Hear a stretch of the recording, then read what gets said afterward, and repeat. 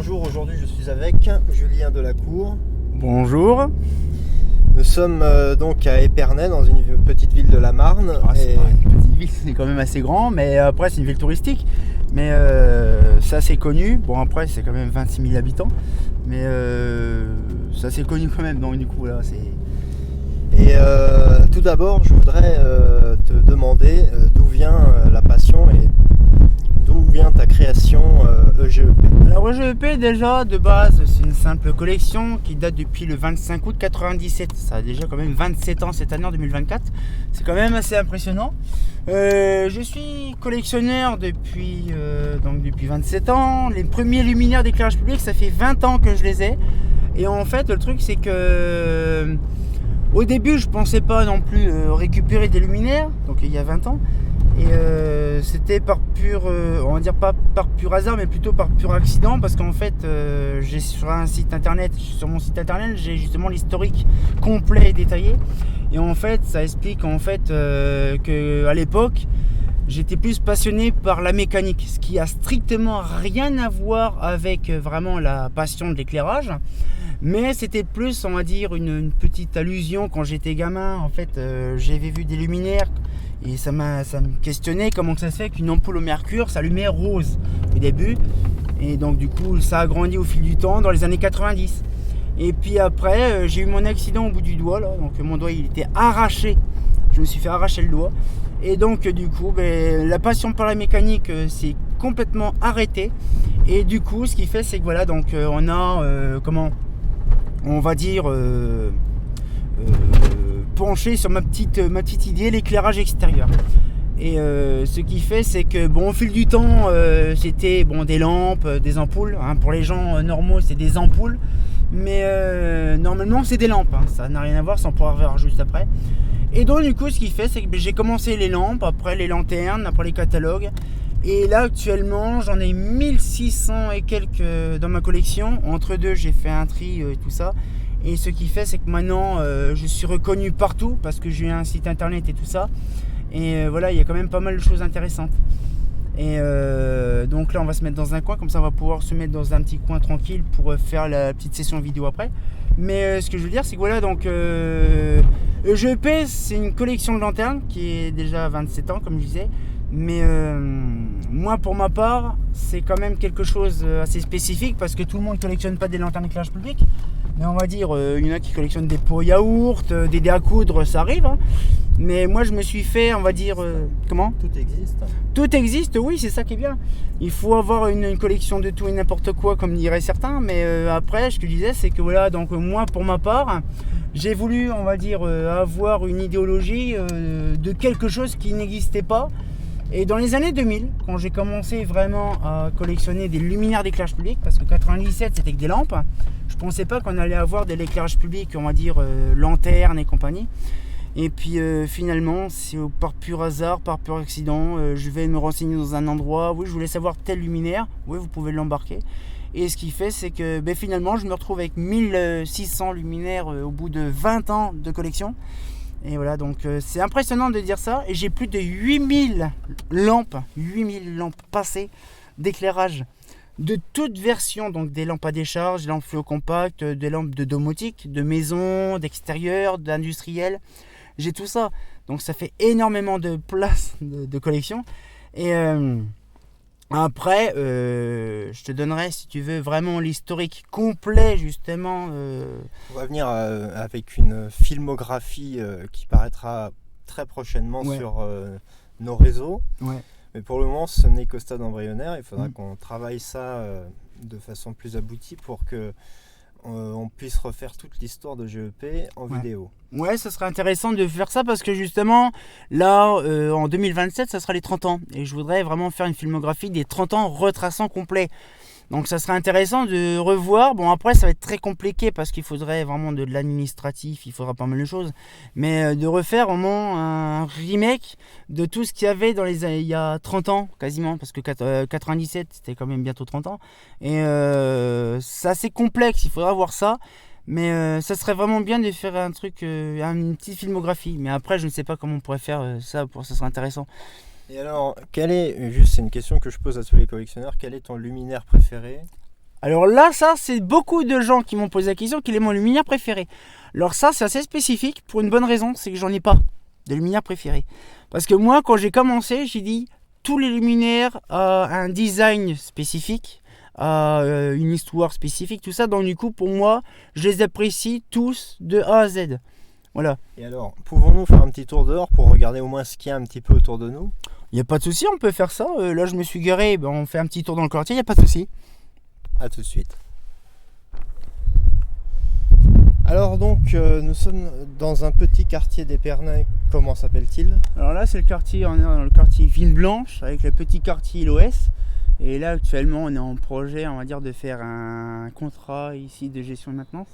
Donc du coup, on va venir là parce qu'actuellement, il y a du vent. Donc du coup, on est dans un endroit posé pour être tranquille. Et donc là, actuellement, pourquoi pas venir ici, parce que c'est un endroit qui est encore en 100% BF. Donc c'est 100% BF, c'est-à-dire les luminaires qui sont là-bas, c'est des Estoril, hein, non? Ouais, alors les Estoril, c'est la rue principale, c'est un SHP LED, c'est les lampes LED actuellement qui rétrofitent les lampes à iodure et les sodium. Et donc là, par contre, ces petites bornes là, toutes sympatoches, justement, là, c'est des bonnes vieilles bornes holophones CA 45, donc une LCA 45. Bien sûr, la vitre n'est pas d'origine, mais on va dire c'est que ces bornes-là, c'est les toutes dernières traces d'Épernay des années 90. Elles ont été posées en début 70-71, donc ça date de vieux, et ils sont BF. Encore, ça c'est en 2024, c'est plus trop trouvable en grosse quantité. Et donc du coup, ce qui fait, c'est que là, on va venir là, il n'y a pas trop de vent, donc du coup, on va pouvoir montrer ça. Et voilà, donc là actuellement on a un contrat en cours de rénovation, de gestion et maintenance. Et voilà, donc ça on va les refaire. On a un projet, on va dire, de les restaurer de A à Z. On va les démonter une par une, les nettoyer, les refaire, remettre un ballast propre fonctionnel, les douilles nickel, et de les refaire fonctionner proprement. Donc c'est pour éviter de changer le luminaire en tant que tel. Voilà, tout à fait. Et en plus, c'est fait gratuitement parce qu'on voulait le faire gratuitement pour le quartier. Et franchement, j'ai hâte de faire des photos quand ça sera. Il y aura aussi des partitions de vidéos. Il y aura une vidéo globale, du quartier, de terrain et de nuit, comme dans ma chaîne, c'est toujours la même tradition. Et après, on fera vraiment des vidéos thématiques sur les remplacements. Donc, il y aura toutes les vidéos de démontage, d'entretien et de remontage. Les fameux tutos DNR de l'époque que j'avais fait sur ma chaîne. Et bien là, justement, il y aura des tutos DNR vraiment dédiés aux luminaires. De tout le quartier, il y a à peu près 18 points lumineux qui seront à gérer. En effet, ouais. Voilà, donc du coup, il y a ça. Et donc, du coup, ça fait énormément plaisir de voir un quartier. Parce que là, il suffit de faire une photo de n'importe quel luminaire quelconque d'ici dans le quartier. On se croirait dans les années 70. Il n'y a rien qu'à bouger. Même la poubelle, le mobilier n'a pas bougé. Donc, c'est ça qui est bien, en fait, de se dire que je veux garder cet endroit-là, on va dire, des années 70 à l'authentique, donc avec les BF. Donc, on a énormément, on va dire, de cartons de lampes neuves. J'ai à peu près 8 à 10 cartons de BF 125 neuves. Ouais. Et j'ai dit, je vais m'engager de garder un carton de 40 BF uniquement pour le quartier. Et alors, je me pose une question que je pose à tous les collectionneurs, en fait. Quel est ton rapport à la collection? Est-ce que c'est artistique? Est-ce que c'est juste purement fonctionnel? Alors, moi, en fait, j'ai commencé à travailler dans l'éclairage public il y a une paire d'années. Et donc, du coup, ce qui fait, c'est que ma passion est aussi mon travail. Donc c'est ce qui me permet, on va dire, de pas de m'embêter à dire le stress, travail, passion, c'est la même chose. Donc du coup, ça me permet d'avoir plus de punch pour la passion et plus de punch aussi pour le travail. Parce qu'on n'est pas angoissé, machin. Il y en a beaucoup de gens qui sont passionnés par l'éclairage public, mais qui n'ont pas le travail de ça. Alors que moi, je fais les deux. Donc ça me permet, on va dire, d'avoir plus de choix, plus de diversité. Par exemple, là, mon travail, c'est l'éclairage public, la maintenance et la gestion, mais aussi ma passion, donc je peux récupérer les luminaires, faire ce que je veux avec. Ça, c'est bien. Ça, c'est super. Et par exemple, peux-tu nous citer des exemples d'endroits de films, par exemple, où ont été filmés certains luminaires assez spécifiques, comme les Vulcan Ailini ou alors les lampadaires au tube fluorescent qu'on voyait dans les années 70 dans les films avec Belmondo, par exemple? Alors après, oui, c'est vrai que les filmographies des années 60 à 90, bien récents, c'est impressionnant de voir les filmographies avec des gros plans de luminaires. Et on se dit que, par exemple, on va dire en général, les films le plus connus, c'est sur Paris. Hein, quand on voit généralement les belles lanternes en BF, des cloches Sony Duval et tout ça, qui nous retracent énormément de choses. Et ça fait plaisir, mais c'est des souvenirs. Et après, on voit géographiquement le changement de situation. Par exemple, on voit dans l'Est des bars fluo, par exemple. Oui, et c'est rigolo parce que je sais pas si tu as vu un film qui s'appelle Un air de famille. On voit toute une rue éclairée par des tubes fluorescents à Stein, dans le 93. Dans le 93, il y a eu beaucoup. Alors après, je connais pas trop tous les départements, mais je sais que dans les années 90, il y avait encore beaucoup de bars fluo. Et sachez quand même que dans les années 50, bien sûr, avant l'apparition de la BF qu'on connaît, dans les années 50. Et avant l'apparition de la Clairel aussi. La Clairel, oui, de toute façon, après tout ce qui est Clairel apparu en 51. Donc il faut penser que c'est vraiment début 50. Les tubes fluo étaient encore bien présentes, parce que c'est une technologie qui est arrivée un petit peu avant la Mercure. Donc les tubes fluo existaient déjà, même déjà dans les années 40, les tubes fluo. Oui. Voilà. Et il y a du mercure dans les tubes fluo aussi, pareil. Ah bah ça c'est sûr, il y a du mercure dans les tubes fluo, ça c'est sûr. C'est même déjà, le procédé date des années 30. Le procédé de la décharge au mercure date des années 30, vraiment début 30, avant la Deuxième Guerre. Et vraiment le tube fluo qu'on connaît actuellement dans les années 2000 et tout ça, ça date vraiment de début 40, vraiment. Ah, c'est intéressant. Voilà. Et ça s'est plus développé après-guerre, quand il y a eu la fin de la guerre. Tout ce qui était les métros et tout ça, ils étaient éclairés vraiment tubes fluo. Oui, mais c'est maintenant on peut retrouver des tubes LED même dans des luminaires fluo. Oui, ça c'est sûr. Bon après, c'est pas terrible. Hein. C'est pas terrible. On perd même du luminaire, comme je disais avec un autre collectionneur. Ouais. Et en fait, le truc c'est que tout ce qui est tube fluo, ça a dégagé depuis longtemps.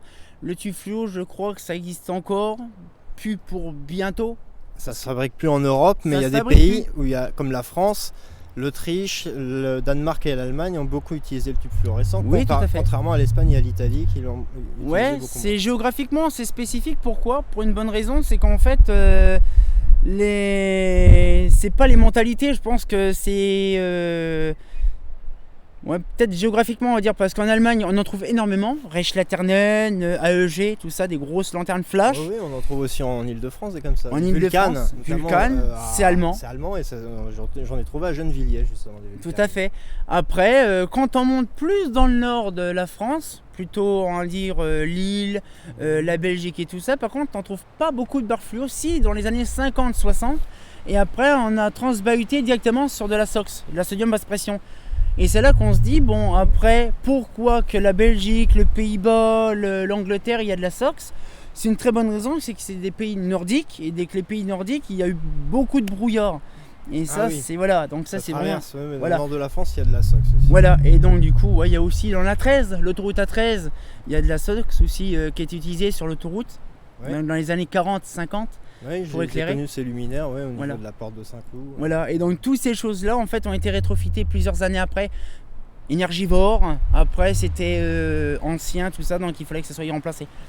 Et nous allons changer de lieu maintenant pour conclure. Oui, c'est sûr. Pour aller vers une conclusion, nous allons changer de lieu. On vous retrouve tout de suite dans le centre-ville d'Épernay. Pas de soucis. Alors, en bref, quel est l'historique de la commune d'Épernay en termes d'éclairage public ? En termes d'éclairage public, alors de toute façon, il y a eu pas mal de choses de citer tout à l'heure, mais ce que je veux dire, c'est qu'il y a eu beaucoup, on va dire énormément de modèles qui ont été, on va dire, instaurés. Après, bon, l'historique, je pense que je ferai vraiment, on va dire, une vidéo complète sur ça, s'il faut, on fera ça. Et en gros, il y a eu une épopée, comme on a parlé tout à l'heure, justement des années 50 à Colophane. Après 70, tout ça, encore holophone, après 80 avec une partie de Mazda. Après tout ça, c'est ce qu'on a parlé tout à l'heure. Mais l'histoire, en fait, après, ça a augmenté. Quand on voit qu'en gros, il y avait à peu près 5100 points lumineux en 2004, et puis que finalement, en 2023, l'année dernière, on avait à peu près, au lieu de 5000, on a passé quasiment à 7000. Donc on voit que déjà la question technique, c'est on rajoute points lumineux, ça c'est bien pour rénover. Bon après il y a des nouvelles rues qui se créent et tout ça, c'est normal. Mais moi je pense, à mon avis, c'est que c'est pareil. Bon là par contre on fera un autre sujet plus tard si vous quand on fera plusieurs séries. Quand on fera plusieurs séries, on va justement parler de la LF et des tubes fluorescents Yeah. dans la prochaine session. Ouais. Mais là, je te laisse continuer donc sur l'historique de. Et Voilà. après, je viendrai à une autre question pour conclure. Ok, et donc du coup ce qui fait c'est que non, moi pour ma part c'est que l'éclairage public, on va dire d'Épernay, comme je suis natif d'ici, on est justement dans le parc magnifique justement de la ville d'Épernay.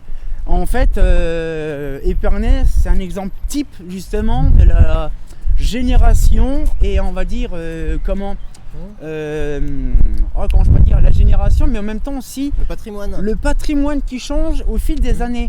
Parce qu'il ne faut pas croire qu'en fait, il y a plusieurs critères sur ça dans l'éclairage public dans une ville. Et notamment ce magnifique candélabre. Ouais. Là, par exemple, là on peut le voir, celui-là par exemple, c'est une lanterne qui a été réinstallée en 2007, c'est une Indal Club. Ça a remplacé une Holophane 44-46 A1. Il faut bien le réfléchir quand même dans la tête, de le garder en souvenir. En fait, ce luminaire-là de base, pour info, c'est impressionnant de se dire déjà le luminaire, l'embase et tout ça, c'était une reproduction qui a été refaite de base. C'est en fonte, mais elle est en alu. Alors que de base, sur cette chose-là, c'était tellement vieux. Les crosses de base étaient, on va dire, des années 20. Années 20, années 30. Et avant, c'était du Sony, pas du, ouais, c'est de l'Antoine Durand Valdône. Et après, ils ont mis du holophane, donc le même design que celle-là. Mais ces modèles-là, holophane, c'est très tordu. Parce qu'en fait, les pièces qui sont dessus, c'est pas une vasque, un capot, machin. Le luminaire est à peu près en 7 parties. Il te manque un tout petit boulon, elle est inremontable le truc. Ah ouais. C'est assez compliqué. Donc c'est pour ça que tout a été, de base, tout était gardé dans un endroit pour les restaurer et les refaire. Sauf que quand on voyait que dès qu'il y avait une vis qui cassait, bon ben fini, hein, laisse tomber. Non, du coup tout a été rechangé. Et, voilà. Et pour terminer, je voudrais savoir qu'est-ce que tu penses de l'éclairage public dans le cinéma et dans l'art contemporain. Alors on va parler vite fait sur l'art du cinéma, parce que moi j'aime bien les films français. Alors là, ça c'est un... préféré, mais les films français. c'est un régal, ça j'adore. Les policiers français notamment. Voilà. Et notamment, je vais pas dire mon coup de gueule parce que je vois pas l'intérêt, parce que c'est vrai que c'est assez compliqué, on va dire, administrativement pour ça, mais notamment l'historique justement des lanternes dans les films. Notamment, on va se donner un aperçu avec les films tant connus, tout le monde connaît, c'est on va dire la 7ème compagnie. Ça paraît débile, mais quand on est avec la 7ème compagnie, ou qu'il y a la fameuse partition, ou qu'il y a le vouloir vin rouge et saucisson là, on le voit par un moment. Alors les gens, ça paraît débile, c'est complètement débile, mais en fait on s'en rend pas compte. Parce qu'on est, nous, dans l'éclairage public, on est dans le détail. Nous, on voit, tout le monde regarde le film. J'ai fait des films dans lesquels on peut retrouver des modèles Clarel, des modèles Vulcan, des lampes. Voilà, tout à fait. Voilà. Tu pourras utiliser tout ça, il n'y a pas de souci, mais moi je donne un exemple que tout le monde vraiment connaisse. En fait, dans le film, on va repasser peut-être plus par là-bas. Et justement, ce qu'il fait, c'est comme ça dans une belle petite ville, vous verrez en même temps. Et en fait, je disais, c'est qu'en fait, dans le film, on voit plus le personnage, on voit la scène, mais nous, en tant que passionnés, collectionneurs invétérés, on voit le petit détail qui tue, genre une Mazda ROV qui se situe bizarrement dans les années 40. C'est quand même bizarre. Ça pique un peu. Alors il faut le détail du luminaire justement dans les films, et j'encourage toutes les personnes voulant participer à mes films sont les bienvenus pour faire aussi de la scénographie urbaine et notamment s'occuper des lampadaires qui seront posés sur les décors. Voilà, c'est ce que j'avais à dire. Et donc pour conclure, dis-moi un truc et puis il n'y a pas de souci, je peux te donner le petit truc de fin directement de conclure. Parce qu'il y a plein de choses qu'on peut conclure sur l'éclairage public. Moi, attention, ce qu'on peut conclure généralement, c'est l'éclairage LED actuellement pour moi, pour ma part. Ça peut être une très bonne technologie. Ça peut être bien. Profiter, ouais. Le rétrofit, ça c'est, on en a vu tout à l'heure par rapport à ça, le fameux projet que j'ai avec la création du contrat. Mais il y a aussi un truc qui est intéressant de savoir, c'est que l'éclairage LED, notamment les SHP LED, moi j'appelle ça les SHP LED parce que ça ressemble à une lampe tubulaire comme une SHP, mais en LED. Et en fait, moi, ce qui me pose problème, c'est que les gens, ils sont négatifs sur le sujet, mais il faut laisser, à mon avis, je pense, un peu de temps, parce qu'on arrive bientôt quand même, arrive un moment, on arrive à une session que la LED arrive bien à son maximum. Il faut penser qu'il y a quelques années, les HP LED, c'était blafard, c'était faible, blanc froid, c'était pas terrible. Et puis maintenant, nous arrivons, on va passer là, puis on va redescendre, comme ça on finira en bas. Et en fait, on s'aperçoit que l'éclairage LED en question s'améliore au fil des années. Ouais, avec les rétrofits, tout ça. Et quand je fais mes vidéos de terrain, parce que moi dans ma chaîne YouTube, j'ai 2 catégories. J'ai des vidéos de terrain et des vidéos de nuit. Ça permet de voir avant les travaux et après les travaux, comment que c'était avant l'ancien éclairage et après l'éclairage nouveau. Ah bah oui. C'est bien. Et en fait, c'est là que je m'en aperçois qu'il y a des endroits que dans Épernay, j'ai cru que c'était des iodures et finalement c'est de la LED. Sauf que c'était tellement... C'est vrai. Voilà. C'est tellement discret, on va dire. C'est discret et tout ça, mais on dirait... Attention, un petit peu marche à l'arrière, voilà, et on va prendre par là. Et en fait, le truc, c'est que je disais, c'est que en fait, la technologie de la LED, c'est au point là déjà à être bien optimum. C'est une question de temps. Mais voilà, il faut s'habituer. De toute façon, c'est comme ça et on n'y peut rien. Ouais, Plus du 3/4 de la France est en train d'être changé en LED, même dans l'Europe. Hein. En Ça Europe, change pas, ouais, en tout le Europe temps. aussi, au Danemark notamment. Voilà. avec, Et donc, du coup, ce qui fait toute cette partition de l'éclairage public d'autrefois dégage à vitesse grand V. Et moi, je participe avec EGEP, justement, c'est le cas, EGEP, de récolter énormément de luminaires. Je montre dans les vidéos l'historique et tout ça. Ma chaîne est bien complète, hein, il y a plus de 1700 vidéos. Et en fait, ça me permet, moi, de mon côté, de me dire que je garde un patrimoine complet de l'éclairage public avec plus de 70%, 80% de modèles français que j'ai eu dans mes mains. En tout, avec tout ce que j'ai dans ma collection et que j'ai récupéré, j'en ai touché à peu près plus de 2000 luminaires. Voilà, donc oui, parce qu'il y a la valeur d'échange et tout ça, c'est assez compliqué. Mais ce que je veux dire, c'est que voilà, on arrive à un moment, en 2024, où que beaucoup de luminaires disparaissent de notre vue actuellement. Oui. Et ça fait plaisir de moi, ce que je fais, de récolter des informations, des catalogues et tout ça. Et voilà, donc ce qui fait, c'est que on verra par la suite ce qui va se passer. Peut-être on se refera une vidéo comme là actuellement. On en fera aussi des autres, c'est sûr. Mais on refera un point, si tu veux, dans 5 ans. Se donner, on va dire, un petit truc. Donc moi, je pense qu'à mon avis, il y aura moyen. Attends, on va rester là, ça sera mieux. Mais je pense qu'il y aura moyen de se donner un petit rendez-vous dans 4-5 ans pour voir à peu près. Ici même, à peu près, directement, on va se mettre là-bas. Tiens, tu sais quoi, ce sera bien comme ça te donnera un petit truc de fin, ça sera bien. Comme ça, ça sera bien. Mais ce que je veux dire, c'est que on se donnera un rendez-vous sur 5 ans. Là, on parle de l'éclairage LED, des tubes fluo, on parle de tout ça. Mais moi, il y a moyen de se donner un truc butoir, tu vois. Ouais. Et comme ça nous permettra de se dire qu'est-ce qui s'est passé sur 5 ans. Parce que moi, ça me permettrait, moi aussi, je me pose la question, comme beaucoup de gens. Réaliser d'autres contenus. On va réaliser énormément de contenu entre deux. Mais on va dire, cette vidéo-là, la première qu'on fait là ensemble, ça me permettra, voilà. Et voilà. Et on refera la même vidéo dans 5 ans, à peu près. Et on refera, on va dire, le récapitulatif de ces 5 dernières années. Ça peut être intéressant de savoir ce qui a été évolué. Est-ce que l'éclairage LED sera toujours présent ? Parce qu'il y a énormément de trucs, on va dire, polémiques. Il y a énormément de trucs polémiques et tout ça. Et donc c'est vrai, ça me ferait plaisir, on va dire, de voir dans 5 ans qu'est-ce qui va se passer. Ouais. Est-ce que les lampes LED rétrofit existeront toujours ? J'en sais rien, tu vois. Donc tiens, on va se mettre comme ça, parce que le son, ça sera mieux, comme ça on aura une belle vue. Là. Mais ce que j'ai à dire, c'est que voilà, un petit peu, on verra dans 5 ans le sujet de l'éclairage LED. C'est sûr, c'est pas très polémique en ce moment, mais après on verra. Bien sûr, il n'y aura plus de lampes HID, tout ça.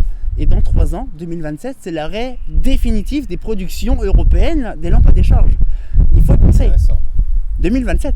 Eh bien, il faut en garder un maximum. Voilà. C'est tout pour ce reportage. Nous vous retrouverons plus tard dans d'autres vidéos. C'est pas faux. Bonjour, bonsoir, ça dépend à l'heure à laquelle vous nous regardez.